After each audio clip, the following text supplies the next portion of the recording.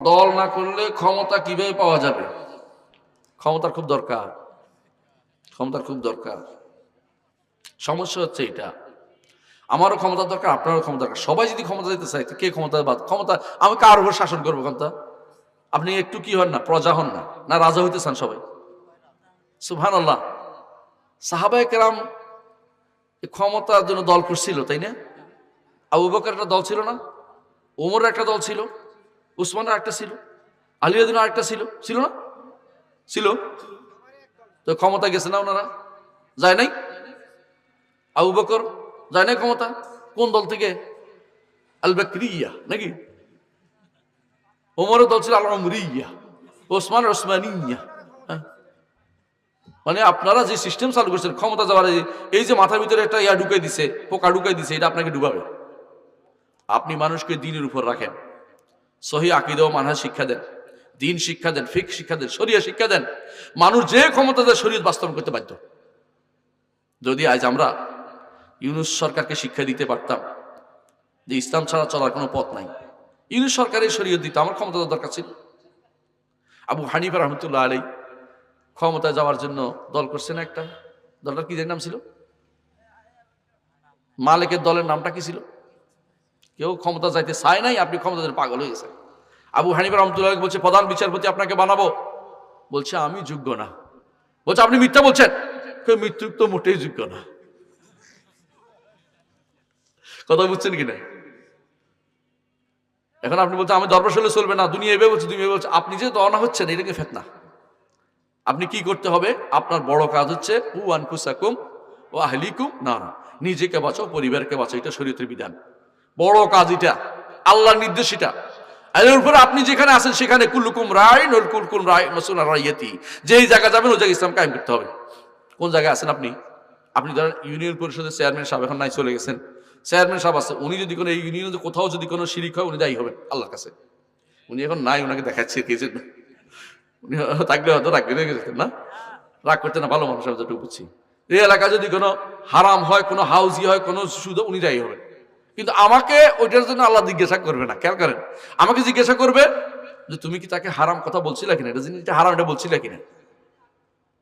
আপনি কি জন্য এত দায়িত্ব নিতে চান যে দায়িত্ব আপনি পালন করতে পারবেন না? আপনি ক্ষমতায় গেলে কি এখন ইসলাম আপনি প্রতিষ্ঠা করতে পারবেন?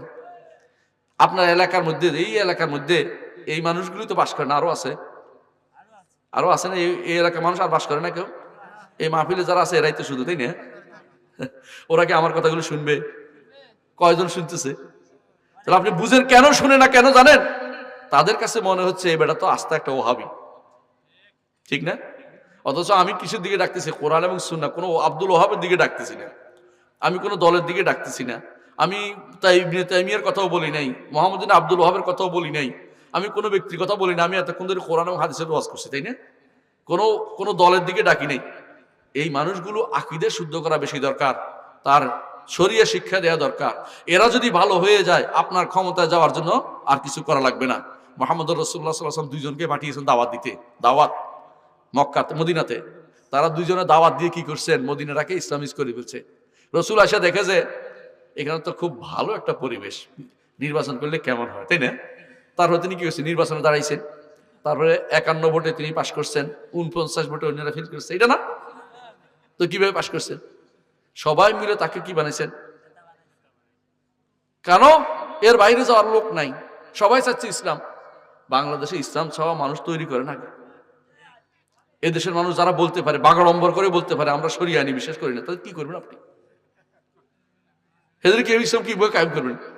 এদেশে আপনি এখনো চাষা বুষা যারা আছে অনেকেই ইসলাম শরিয়া মানে ভয় পায়, ইসলামের কথা বলে না। যারা চোর আছে ওরা ইসলাম কায়েম করতে চাইব, যারা লক্ষ লক্ষ টাকা চুরি করে বিদেশে পাচার করছে না, এরা কি ইসলাম কায়েম করবো? ওরা বলবো বাবারে আমার হাতটাকে কেটে দিবে, না না না না, ইসলাম দরকার নেই।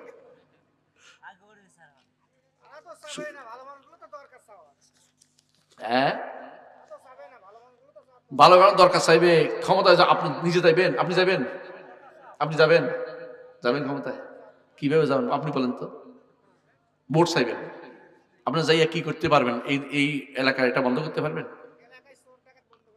চোর ডাকাত বন্ধ করা কি শরীয়তের কাজ? সুবহানাল্লাহ। রাসূলের যুগে চুরি হইতো না, কিন্তু কি হইতো না কোনটা বলেন তো? শিরক আর কুফর হইতো না। রসুলটাও কিন্তু চুরি হইতো, রসুল হাত কাটছে, জিনাবে বিচার হইতো, রসুল রক্ত মানে মারছে। হ্যাঁ, আর আপনি তো স্বীকারে করতেছেন কি আমরা আল্লাহর শরীয়ত বাস্তবায়ন করতে যাচ্ছি না, বলে নাই? আপনার সাক্ষী কিন্তু আমরা এটাতে 30 দফা দিছি, কোথাও নাই যে আমরা আল্লাহর শরীয়ত বাস্তবায়ন করে, বলে নাই। কারণ তাদের বাবারা কোনদিন তাদেরকে ক্ষমতা জাতি দিবে না, এই জন্য। আপনি দেখেন ভালো করে, ওদের নাই এটা।